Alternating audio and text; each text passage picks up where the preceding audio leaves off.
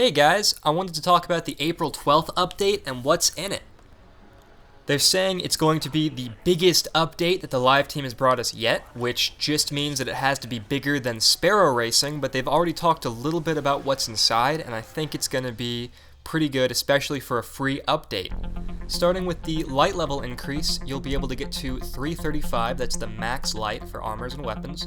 You can get those 335 drops from hard mode, Prison of Elders Challenge mode, Trials of Osiris, Iron Banner, Court of Oryx for artifacts only, and from strike exclusive drops, as well as exotic Engrams have a chance of dropping at 335. So there are plenty of ways to get to the max light level. Hopefully we will see people getting to max light more often. They've also changed the Infusion System. Instead of only getting 80% of what you put in, you now get 100% of the sacrificed item. So if you have a light level 280 Arminius steed that you just rolled today, and you want to upgrade it to 335, then after the update, if you have a 335 primary weapon, you can immediately infuse it into that Arminius steed. You'll have a 335 Arminius steed. I think this is the best possible change to the Infusion System. I think it's a much better system now. Speaking of the Prison of Elders, the Prison of Elders is getting a big facelift this time around. It's going to be the new in-game content. There are going to be two different modes for it, one at level 41 or light level 260, and another challenge mode at light level 330, 5 points below the maximum. The level 41 Prison of Elders is going to be very similar to the Prison of Elders that you already play at level 28. It's going to be 4 rounds followed by a boss round. It will have the 4 old bosses as well as 4 new bosses. The old bosses will have new abilities, and the new bosses will be taken versions of the old bosses, again with new and different abilities. So plenty of new stuff to do. You will be able to get Engrams, complete bounties, and you'll be able to open the big chest at the very end without having to use a treasure key. So they're making it a lot more loot friendly. The challenge mode is going to be the real end game though. That's where you get the best gear. For challenge mode, the first thing you'll need to do is head to Varicks in the Reef, pick up an Elder's Sigil. It's kind of like a Trials of Osiris scorecard, except this one's going to have 2 places. The first one is for a top score, which is a 30,000, and the second one is for an overall score that's 90,000. The new Prison of Elders challenge system is going to be point-based, so you get points for every kill, and you'll also get a point modifier depending on the week. Each week, the game will choose 3 of the 8 bosses from the regular mode and put them into a sort of boss rush mode. So you'll enter round 1, kill a boss, enter round 2, kill a boss, and enter round 3, and kill a boss, trying to get a cumulative score of at least 30,000. You'll get points for killing adds as well as killing the boss, but you want to make sure that you don't kill the boss too quickly, or you'll miss out on all the points from adds. You'll also want to make sure that you kill it within 5 minutes, or else you'll have your score deducted by Varicks for taking too long. He is impatient. The cumulative weekly score of 90,000 points can be earned over the course of a week.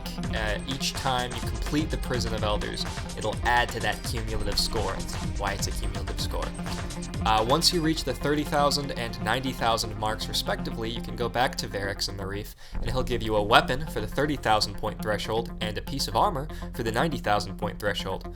If you only earned the 30,000 point score, then you'll only get a weapon, and if you only earned the 90,000 point score, you'll only get a piece of armor. You'll have until reset to complete the other score for the other item before you have to do it all over again. It's random which weapon or piece of armor you will get, but they will always drop at 335 light. You are guaranteed a piece of 335 light weapon and armor each week, which is awesome. And thanks to the new Infusion System, you can immediately rank one of your other weapons up to 335 on day 1 completing this challenge mode. Let's talk about Chroma, the newest way to customize your Guardian. You may have noticed that this sniper rifle has 2 new perk nodes. The top node is for one of 4 potential colors: red, blue, yellow, and white. If your weapon has, say, a white node, you can use one of your white Chroma consumables to make that weapon glow white. Works the same for armor. If you have, say, a helmet with a red Chroma node, you can slap a red Chroma consumable on it and it'll glow red, which is awesome. Let's say you have a gun with a white Chroma node, but you want that gun to glow red. How would you go about changing the color from white to red? It's not as simple as just using a red Chroma consumable on a white Chroma node. you have to change the node to a different color. The other node will randomly re-roll the color node to one of the 4 colors. It can be the same color, or it can be a completely different color. That is 100 glimmer to re-roll. Once it's the color you want, all you have to do is put in the Chroma and it will activate. If you're wondering how to get Chroma, then I think we should talk about the new Sterling treasure boxes. The Sterling treasure boxes come from the Postmaster once a week for free, or you can earn an additional 2 Sterling treasure boxes by playing one of the weekly Crucible matches with Shaxx, or by playing a round of Prison of Elders. If 3 a week isn't enough for you, you can also buy them from Osiris for 200 silver. The box guarantees an armor piece from one of 2 new sets of armor, the Desolate set and the Spectar set. They will unbox at level 3, and you can infuse them all the way up to 335. The Spectar set has a unique Chroma animation, so the Chroma will look different on this set than it does on any other set. As for the Desolate set, if you wear all 4 pieces, it makes your Guardian look taken. However, you can only look taken using this armor set. You cannot look taken using a different armor set.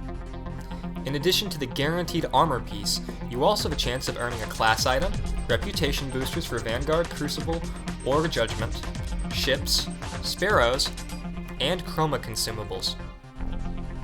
Again, these items are strictly cosmetic. If you want to use these armor pieces in hardcore endgame activities, you will have to infuse them first. If you want your Guardian to truly look taken, you'll also need the new Taken guns, and a new Taken Void Sword, which you can get from the new strikes. There's one brand new strike and one old strike, Winter's Run, that's been Takenified. Since these are strike exclusives, they will drop as high as 335, as all strike exclusives will as of April 12th. If you're wondering where you're going to put all this new loot, look no further than the vault. You have an extra page for your weapons, your armor, and your consumables.